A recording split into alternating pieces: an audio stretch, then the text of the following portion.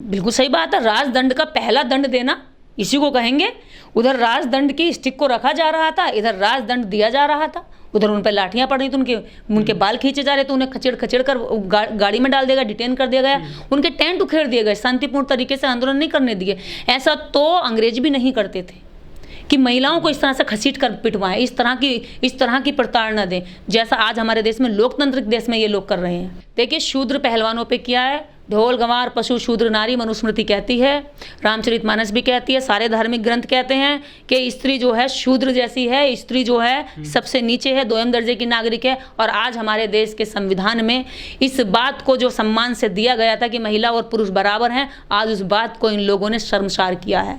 क्योंकि जब देश के अंदर राष्ट्रपति महिला हो, उनसे उद्घाटन ना करवा करके, उसी तरफ जब देश की बेटियां मेडल ला करके इस देश के अंदर अपने साथ न्याय की गुहार लगा रही, तो उसी वक्त उन पे लाठियां भजवा करके दोनों तरह से दिखाया है कि हम संविधान के विरुद्ध काम कर रहे हैं। एक राजा जब एक छड़ी के आगे एक जाति विशेष के 4 मंत्र पंडे पुजारी बोलते हैं और वो शाश्वत दंडवत प्रणाम करते हैं, तो इसका मतलब पूरा देश आपने झुका दिया। क्या हमारे देश के प्रधानमंत्री जी को ये नहीं पता कि देश का संविधान ये कहता है कि इस देश के अंदर राजा का, एक भी राजा का या राज्य का धर्म कुछ नहीं होगा, उसका धर्म सिर्फ जनता की भलाई करना होगा, क्योंकि जनता उसको चुनकर भेज रही है। आज राजा रानी की कोख से पैदा नहीं होता है, जनता के वोट से पैदा होता है। तो जनता की बिना इजाजत के इस तरह की मनमानी करना ये जनता के खिलाफ है, संविधान के खिलाफ है। लोकतंत्र मजबूत हो रहा है तो अशोक स्तंभ होना चाहिए था ना। लोकतंत्र मजबूत हो रहा है तो राजतंत्र की स्टिक क्यों, राजतंत्र की छड़ी क्यों? उस राजतंत्र की छड़ी की जरूरत क्या है जब देश लोकतंत्र से अच्छा चल रहा है, शांतिपूर्ण तरीके से चल रहा है और एकता में, अखंडता में, भाईचारे में चल रहा है, तो फिर राजतंत्र की जरूरत क्या है? मुझे ये नहीं समझ में आता कि हम दुनिया राजतंत्र से लोकतंत्र की ओर को भाग रही है और हमारा भारत जो विश्व में सबसे अच्छा, सबसे मजबूत लोकतंत्र वाला देश माना जाता है, वो लोकतंत्र से राजतंत्र की ओर को भाग रहा है। इस समझ में नहीं आ रहा है कि हमारे देश का राजा चाहता क्या है। क्या जनता से पूछा गया कि केवल एक धर्म के लोग, क्या सारी जनता ने सहमति जताई कि एक ही धर्म का व्यक्ति वहां जाकर के, एक ही जाति का व्यक्ति वहां जाकर के पूजा अर्चना करे? हमें नहीं है किसी से कोई एलर्जी, लेकिन ये देश की संसद है, ये देश की पार्लियामेंट है, किसी का घर या किसी का मकान नहीं है जो अपनी मनमानी करके किसी को भी बुला ले। आप किसी भी धर्म के हो सकते हैं, आप जब अपना मकान बनाए तो आप किसी भी धर्म को बुलाइए, हमें कोई एलर्जी नहीं, लेकिन देश की जनता की भी तो आपको राय पूछनी चाहिए।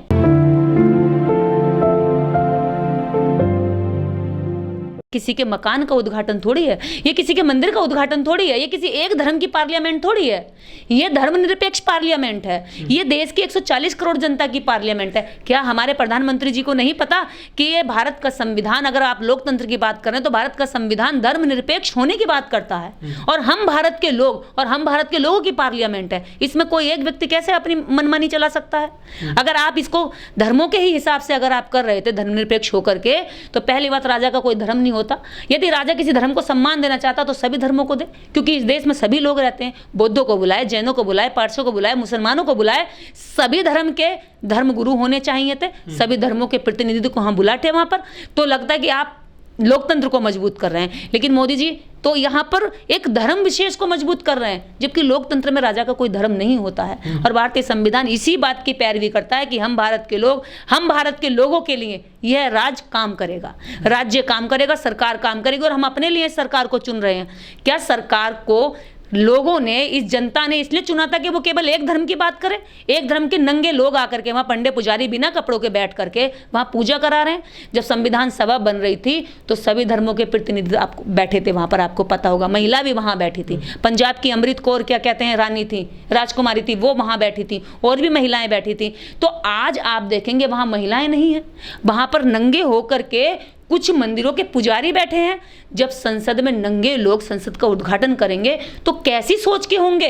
नंगी सोच के लोग नंगे होकर के जब वहां बैठेंगे तो किस तरह का देश के अंदर कानून बनाएंगे, कैसी व्यवस्था लागू करेंगे, कैसा जनता के साथ न्याय करेंगे? जो लोग केवल एक विशेष जाति के लोग अगर बैठ करके कह रहे हैं कि हमारे देश का प्रधान जो हम चुनते हैं, देश का मुखिया जिसको चुनती है जनता, वो देश का ताज होता है, वो जनता के लिए सम्मान, उसका सम्मान बढ़ेगा तो जनता का बढ़ता है, अगर वो सम्मान का गिर रहा है तो सम्मान जनता का भी गिरता है।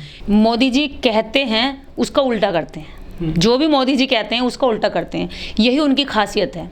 और यही खासियत है कि वो इतने सारे भक्त तैयार कर चुके हैं भारत के अंदर। सबसे बड़ी बात ये कि अगर सेंगोल उन्होंने गाड़ा तो सेंगोल का ना तो आज तक इस भारत के अंदर कोई इतिहास है, ना कोई इतिहास की खुदाई में मिला है, ना कहीं पुरातत्व विभाग के पास मिला है। आया कहाँ से सेंगोल? बस 4 पंडे पुजारियों ने कह दिया और आपने मान लिया। मोदी जी को एक शौक है, कोई उनको नई चीज बता देता है ना, होता है ना किसी को कि कोई नई चीज खाने की, घूमने की, खेलने की बता देता तो वो उसको शौकीन हो जाता है कि मुझे यही चाहिए। चोल वंश का है वो सेंगोल। कोई चोल वंश का नहीं, किसी चोल, देखिए चोल वंश का तो चोल वंश का क्यों नहीं मिला आज तक खुदाई में? किस म्यूजियम में रखा गया था? सेंगोल की परिभाषा सिर्फ इतनी थी, जो पुराना राजा जब जाता था तो नए राजा को वो अपने वंश को चलाने के लिए वो छड़ी देकर जाता था कि अब आप राजपाट आपके हाथ में, एक तरह से सिंहासन पे बिठा देता उस समय, एक ताज पहनाया जाता था या हाथ में एक स्टिक दी जाती थी। अगर इस स्टिक की बात करें तो भारत के अंदर जो सम्राट अशोक है उसका जो 4 मुखी स्तंभ था वो भारत की खुदाई में मिला और उसका राज पूरे एशिया तक में फैला गया था। जिस राजा को पूरा विश्व जानता है, जिस राजा के कामों से भारत विश्व गुरु बना, उस राजा को ज्यादा महान मानोगे जिसका कोई इतिहास ही नहीं है? एक सेंगोल मिल गया खेलने के लिए, जैसे बच्चा होता है कोई कि हमें शौक है भाई हमने रख लिया।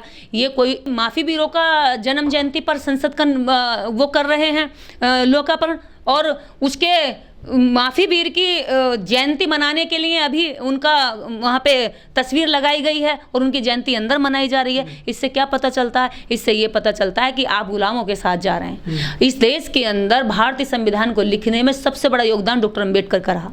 ठीक, डॉक्टर अम्बेडकर का जब संविधान लिखने में सबसे बड़ा योगदान रहा और देश के लोगों ने मांग भी करी। जब मोदी जी कहते हैं कि हम देश की जनता के हिसाब से काम करें, देश की जनता ने मांग उठाई कि नई संसद भवन का नाम जो है बाबा साहब डॉक्टर अम्बेडकर के नाम से होना चाहिए। ठीक है, लेकिन उसको उन्होंने नहीं माना। ठीक है, नहीं माना, कोई बात नहीं, आपने अपने नाम अपने हिसाब से रख दिया।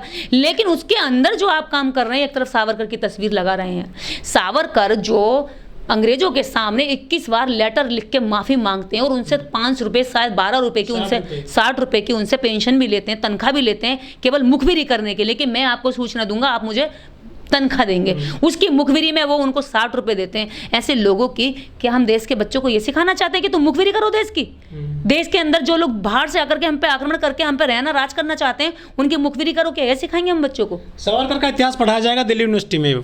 तो सावरकर का इतिहास पढ़ेंगे तो सावरकर जैसे माफी वीर बनेंगे, बहादुर और पूरे विश्व में सिंबल ऑफ नॉलेज कहलाने लायक डॉक्टर अम्बेडकर तो बन नहीं पाएंगे। फिर देश को कहाँ ले जा रहे हैं? तो जनता को खुद समझना चाहिए भैया, ये मानसिक रूप से ऐसे गुलाम बना रहे हैं कि भाई सर हिलाते रहें, सर हिलाते रहें।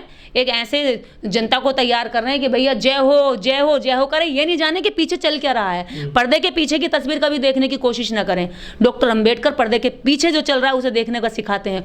डॉक्टर अम्बेडकर किसी भी चीज को मानने से पहले उसको जानना और पढ़ना सिखाते हैं। सावरकर रोटी और पेट भरने के लिए माफी मांगना सिखाते हैं और देश के साथ गद्दारी करना सिखाते हैं, उनकी मुखबिरी करना सिखाते हैं। तो ये हमें तो डॉक्टर अम्बेडकर वाला राज चाहिए, हमें सावरकर वाला राज नहीं चाहिए। हमारे राष्ट्रपति जी ने ट्वीट किया है, उन्होंने कहा है कि मैं बहुत संतुष्ट हूँ, उन्होंने उसको उद्घाटन किया है।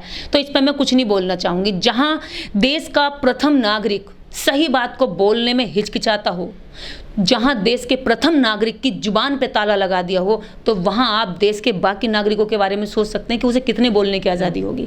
देश की प्रथम नागरिक जब इतनी मतलब गंभीर बात पर भी इतना सरल ट्वीट कर देती हैं और आसानी से इस बात को छोड़ देती हैं, तो इससे पता चलता है जब आप उनको राष्ट्रपति बनाते हैं तो पूरा हल्ला करते हैं, होर्डिंग लगवाते हैं कि हमने आदिवासी को राष्ट्रपति बना दिया। और तुम्हें क्या चाहिए? हमने आदिवासी को राष्ट्रपति बना दिया, तुम और कितना कुछ चाहते हो हमसे। लेकिन राष्ट्रपति कैसा बनाया है? राष्ट्रपति वो बनाया है जो सामने से गलत होता देख रहा है और मुंह से कुछ नहीं बोल रहा है। तो ऐसा मुंह पे ताला लगाने वाले राष्ट्रपति हमें नहीं चाहिए। हमें वो चाहिए जो इस देश के अंदर गलत होते हुए देख सके और बोल सके। आज राष्ट्रपति जी का फर्ज बनता था ये बोलना जो आज हम नागरिक बोल रहे हैं। ये बहुत शर्म की बात है कि आज हमें बोलना पड़ रहा। अगर राष्ट्रपति जी बोलते तो हमें नहीं बोलना पड़ता। हमें इन लोगों से सत्ता के सामने आंखें मिलाने की जरूरत नहीं पड़ती। हमें यहाँ ग्राउंड पर दुश्मनी लेने की जरूरत नहीं पड़ती। हम छोटी सी जुबान से, छोटी सी हिम्मत से देश के आम नागरिक होकर के जब सवाल कर सकते हैं कि गलत क्यों कर रहे हैं, तो क्या देश के प्रथम नागरिक जिसको भारतीय संविधान अधिकार देता है, जो पावर में बैठी, कुर्सी में बैठी है, क्या उन्हें नहीं पता कि उनकी पावर क्या है? क्या उन्हें उनकी पावर का अंदाजा नहीं है? उन्हें उनकी पावर का अंदाजा जरूर होगा। लेकिन जो आरएसएस समर्थित होता है वही बीजेपी में राजपाट का सुख भोगता है। तो ये सीधा सीधा इन लोगों का एजेंडा है कि भाई जो उनकी हाँ में हाँ मिलाएगा वो कुर्सियों पर बैठेगा और आराम फरमाएगा।